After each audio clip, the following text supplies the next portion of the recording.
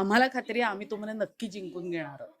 माझ्या ऊर्जेचा स्रोत ही लोक आहेत. त्यामुळे मी माझ्या ऊर्जेचं क्रेडिट पण ह्यांनाच देते, ह्यांना देते आणि मी मला स्वतःला पण थोडंसं घेते. आतापर्यंत अशा पद्धतीचं थोडंसं स्वतःला ब्रेक करून काहीतरी वेगळं ज्याच्यामध्ये ह्युमर हवा आहे, हं. तो परफॉर्म नाही करायचा आहे, तो असायलाच पाहिजे कॅरेक्टरचा स्वतःचा, तसं ते कॅरेक्टर घडवायचं आहे. नमस्कार मंडळी, मी श्रावणी विलास लकेश्री तुमचं मराठी वाहिनीमध्ये खूप मनापासून स्वागत करते. माझ्यासोबत आता कलर्स मराठीवरती एक नवीन मालिका येते, एक न्यू फेसेस न्यू फॅमिली आपल्यासोबत आहे. मी जिंकून घेईन साराची एक पारिवारिक माहोल जो झालेला आहे. आता मला त्या ताई म्हणाल्या की अनौपचारिक जो काही इंटरव्ह्यू होणार आहे त्याची सुरुवात करूया का आपण. कसे आहात तुम्ही सगळे? मस्त मस्त, मस्त मस्त, मस्त मस्त, मस्त मस्त. इथे मला असा एक पर्सनल प्रश्न विचारायचा आहे की एक मस्तीखोर आणि एनर्जेटिक असतो ग्रुप मधला, तो इथे कोण आहे? वन अँड ओनली कसं मी कसं वाटतं हे जे असं असं आलं त्याच्यावरती? माझ्या ऊर्जेचा स्रोत ही लोक आहेत. त्यामुळे मी माझ्या ऊर्जेचं क्रेडिट पण ह्यांनाच देते, ह्यांना देते आणि मी मला स्वतःला पण थोडंसं घेते. ओके. नवीन मालिका सुरू होते कलर्स मराठीवरती आणि तुम्ही सगळे एक नवीन परिवार घेऊन येत आहात. तुम्हाला कसं वाटतंय की एक एक छान असतं ना काहीतरी, एक वेगळं कॉन्सेप्ट, वेगळी स्टोरी आणि त्यामध्ये आपण काम करतोय, त्या बाबतीत तुम्ही काय बोलाल? अं, हां. माझ्यासाठी जे मी अनुभव घेतलाय त्या हिशोबाने बोलायचं झालं तर मी यादी मनवाची मालिका केली. तुमची मुलगी काय करते, कारण गुन्ह्याला माफी नाही. दोन्हीकडे मी एक ए-सी-पी आणि जॉइंट कमिशनर अशा हं.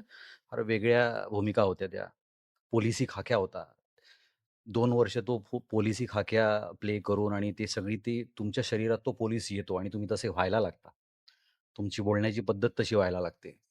त्यानंतर ही माझी आजपर्यंतची तिसरीच मालिका आहे. तर त्या मालिकेत मला असं काहीतरी ब्रीफ दिलं गेलं, की मला असं वाटलं, की हे कसं करायचं आता? हे माझ्यासाठी खरंच डिफिकल्ट होतं.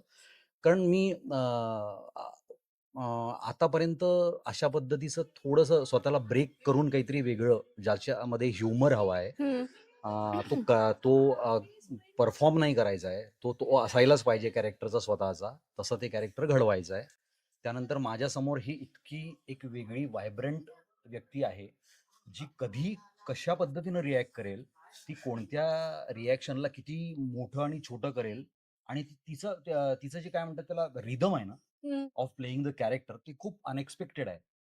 ती कुठल्या लाईनला कशा पद्धतीनं बोलेल, कसे तिचे हात पुढे येतील, ती आपल्या अंगावर पुढे येईल, मागे जाईल.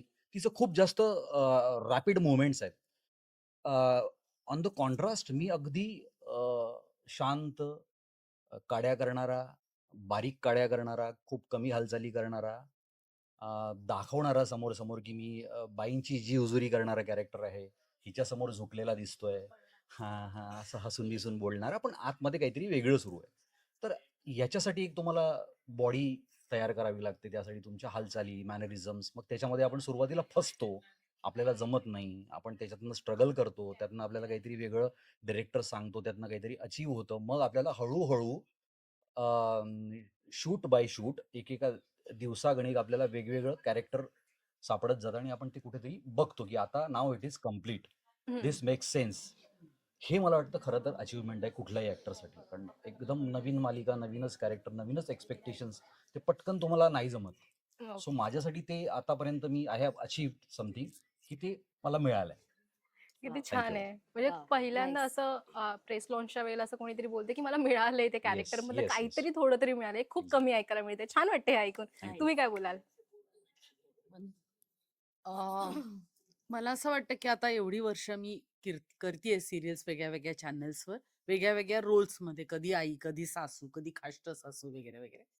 पण त्याच्यामध्ये ना आमच्या कलाकारांसाठी सिरियल मधले विशेषतः प्रत्येक सिरियल ही एक आमची एक्सटेंडेड फॅमिली असते. आणि जसं सिरियल मधल्या गोष्टींमध्ये आमची नवीन नाती दिसत असतात तुम्हाला किंवा तयार होत असताना असतात, तसंच बॅक ऑफ द सिरियल नवीन नाती तयार होत असतात. ती एक फॅमिली सारखी होत असतात. त्याच्यामध्ये काही लोकांशी तुमचं खूप छान जुळतं, काही लोकांचे विचार नाही जुळत, पण मग तिथे सुद्धा मग हळूहळू मैत्री किंवा त्याही पलीकडे जाऊन एखादं छानसं नातं हे तयार होत असतं. तर आता आम्ही त्या फेजमध्ये आहोत. आता आम्ही लॅब प्रॉडक्ट आहोत. हं. आता असं वाटतं मला. आणि सीरियल बद्दल सांगायचं ना तर माझं कॅरेक्टर हे खूप छान, सॉफ्ट, गोड, आई प्लस नाही असं आहे, जे मला हवं होतं. मला अपेक्षा होती. कारण आधी मी खूप दुष्ट आणि म्हणजे मला अगदी रिएक्शन पण अशा आल्यात, की चेटकीण वगैरे. म्हटलं बापरे! हे कुठे वेगळ्या दिशेला चाललोय आपण कुठेतरी. सो मला हे कॅरेक्टर असं अचानक हातात आलं, की ओके ही सॉफ्ट आई आहे. ही माई म्हणून म्हणजे तिच्या मानलेल्या मुलांप्रती पण ही खूप छान आहे बाई. सो मी ते घेतलं. मी लूक बाबतीत विचारेल. आता तुम्ही जसं म्हणाल, की सॉफ्ट लूक आहे, ही व्हायब्रंट आहे, थोडंसं काही ना हं. काही रॅपिड करणारी आहे. त्यानुसार तुमचे सगळ्यांचे लूक आहे. तर तुम्ही तुमच्या लूक बाबतीत काय बोलाल? कारण आता तुम्ही जसं म्हणाला, की सॉफ्ट लूक, तसं तुमचा मेकअप, हो, हेअर, हो, साडी सगळंच हो. आहे. तर प्रत्येकजण आपापल्या लूकबद्दल थोडं सांगाल का? लूकबद्दल सांगायचं तर कसं आहे ना, जसा तुम्ही लूक कराल तसं तुमचं ते कॅरेक्टर उभं राहायला मदत होत असते. हं. सो मला असं वाटतं, की तुमचं जर कॅरेक्टर खूप छान, मनमिळाऊ, प्रेमळ असं असेल, तर ती बाई काही खूप हेवी मेकअप नाही करणार किंवा अशी मस्त हेअरस्टाईल किंवा आता हिच्यासारखं गळ्यातलं असलं काही घालून ती वावरणार नाही. ती त्यातल्या त्यात साधी असेल, ती साध्या साड्या नेसेल, ती साधं वागेल, काही खूप म्हणजे असं खूप हेवी ज्वेलरी असं ती करणार नाही. सो तुमचं लूक आणि तुमचं कॅरेक्टर ह्याचं रिलेशन हे खूप इम्पोर्टंट आहे, महत्वाचं आहे हं. आणि ते तितकंच एकमेकांना पूरक जातं. ओके. सो मला असं वाटतं म्हणून मी माझा लूक हा खूप साधा ठेवलेला आहे आणि दॅट्स ऑल. बाकीचे काय म्हणाल? माझ्या लूकबद्दल मला असं वाटतं, की ह्याला असं डिझाइन करण्यात आलेलं आहे कदाचित, की हा वेंधळा माणूस दिसावा, बायकोला घाबरणारा, प्रत्येकाला घाबरणारा. कोणी म्हटलं, की हे कर, ते कर, तर हां, करतो की. हां, ओके. हसून-बिसून बोलणारा. असं एक वाटावं, की हा माणूस खूप जास्त वल्नरेबल आहे. हा माणूस पटकन कोणाचंही काम ऐकतो. लवचिक आहे, साधा आहे, वेंधळा आहे आणि तो साधेपणा कदाचित या कॉस्ट्युम्समध्ये आलेला आहे किंवा एक जस्ट टू गिव्ह एक सेन्स की याला काहीतरी वेगळाच चॉईस आहे बाबा किंवा आयुष्यात याला जो चॉईस आहे तो फार विचित्र चॉईस आहे. मग हा माणूस कसा असेल? तर हे पांढरं सगळं पांढरंच का घातलंय याने? सो हा काहीतरी वेगळा आहे. Let us wait and watch की हा काय वेगळा आहे? अशा ओके. पद्धतीची चॉईस का आहे याची? तर मला असं वाटतं की याच्या ह्या कपड्यांमागे, या सगळ्या गेटअप मागे काहीतरी त्याचं स्वतःचं लॉजिक आहे. ते बाहेर येणार आहे. आणि ही गोष्ट या कॅरेक्टरला खरं तर खूप इंटरेस्टिंग बनवते, की हे सगळं का? कशासाठी? ओके. सो ऐक. झालंय तुझं बोलून झालंय. तुझं बोलून झालंय. काहीतरी सुचलंय.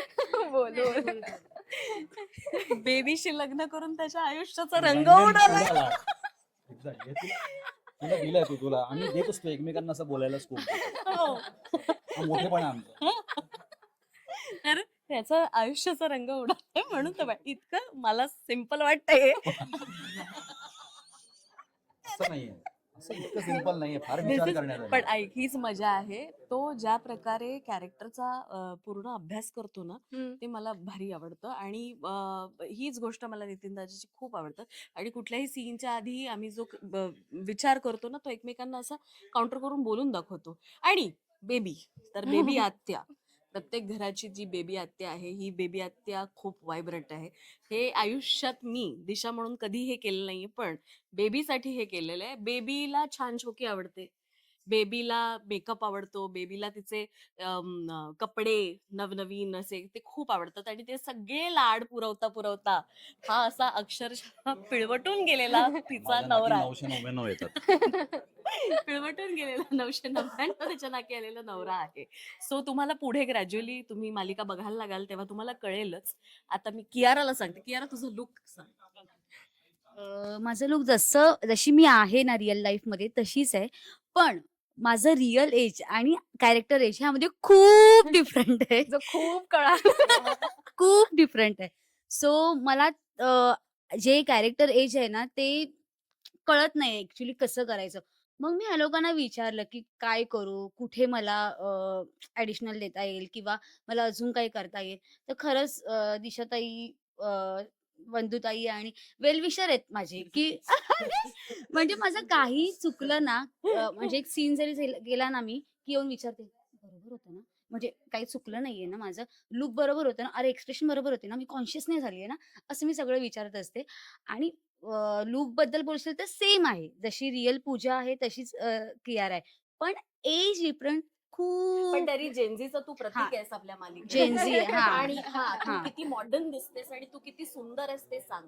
मला ते तू सांगणं अपेक्षित आहे, कारण तू यू आर द जेनझी हा आमच्या मालिकेतली. शी इज द जेनझी आणि जेनझी यस प्रतिनिधित्व करतायत हा. ते. येस सो मला आणि कियारा बद्दल असं म्हणजे तिला खूप रील्स करायला आवडतात. हा. प्लस फोटो म्हणजे Influencer. Selfie queen. Selfie queen काही आमच्याकडे फंक्शन असलं की ए थांबा पहिला सेल्फी घ्या. ते Correct. इम्पॉर्टंट आणि आहे. ती तिच्या जगातच असते. तिला काही पडली नाही बाकीच्यांची. तिच्या जगात असते ती.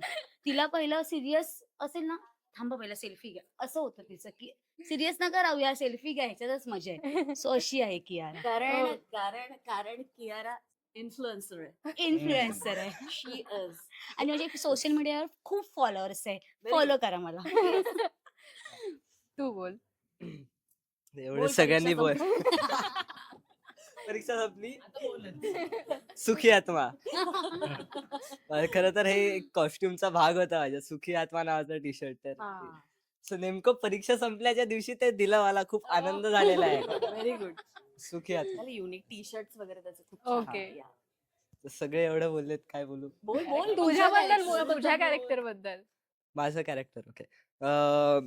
मी माईचा मुलगा आहे, म्हणजे वत्सला यांचा मुलगा आहे मी. छबी माझी बहीण आहे आणि हे कॅरेक्टर मी आधीचे कॅरेक्टर केले स्वभाव त्याच्यापेक्षा कसा आहे ते पण सांग. हा ते वेगळं आहे थोडं, कारण हा एकदम शांत मुलगा, आईचं ऐकणारा असा नाहीये. नाहीये असा नाहीये, असा नाहीये.